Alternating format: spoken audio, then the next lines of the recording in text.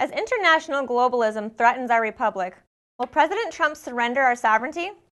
I'm Robin Kinderman, and you're watching JBS Straight Talk.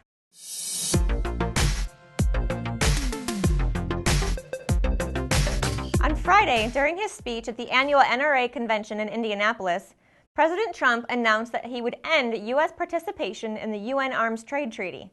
Of the withdrawal, Trump boldly declared, "Under my administration, we will never surrender American sovereignty to anyone. We will never allow foreign bureaucrats to trample on your Second Amendment freedom. And that is why my administration will never ratify the UN Arms Trade Treaty." I hope you're happy. We applaud the president for getting us out of the UN Arms Trade Treaty, which the Obama administration signed in 2013, but thankfully was never ratified by the Senate. It would have put our right to keep and bear arms at the mercy of foreign UN bureaucrats, and most likely placed far-reaching restrictions on our rights to own, purchase, sell, trade, or transport arms, such as handguns, as well as ammunition and components for firearms. In no way was it consistent with the Second Amendment.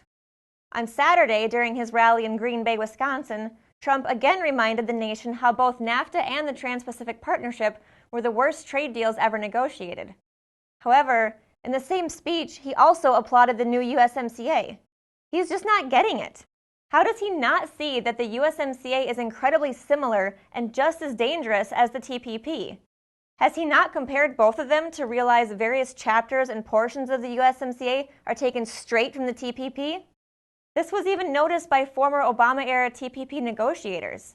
The similarities between the two agreements were even brought out in the recent ITC report and have been covered in the New American since the release of the initial text of the USMCA. Perhaps the USMCA wouldn't be so bad if it only granted increased access to Canada's dairy market for American farmers to sell cheese and milk. According to the ITC, American dairy exports to Canada could surge upwards to 50% or more, which is awesome.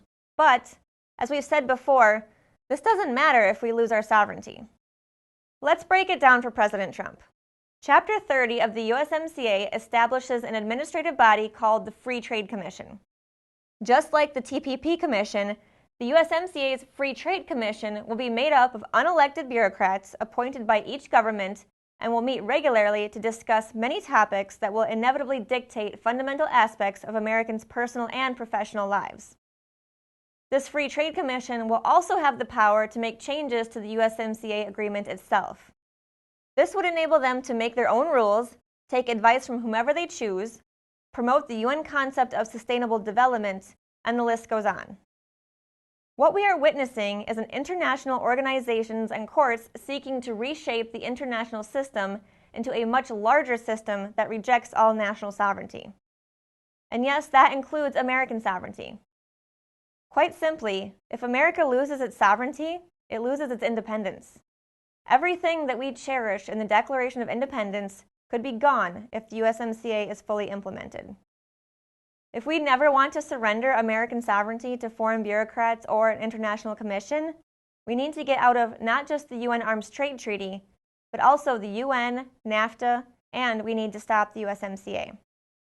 We encourage you to keep the pressure on Congress by contacting your representative and U.S. senators to ask them to oppose passing and implementing the USMCA. Contact information is in the description and comments below. Until next time, take care and God bless.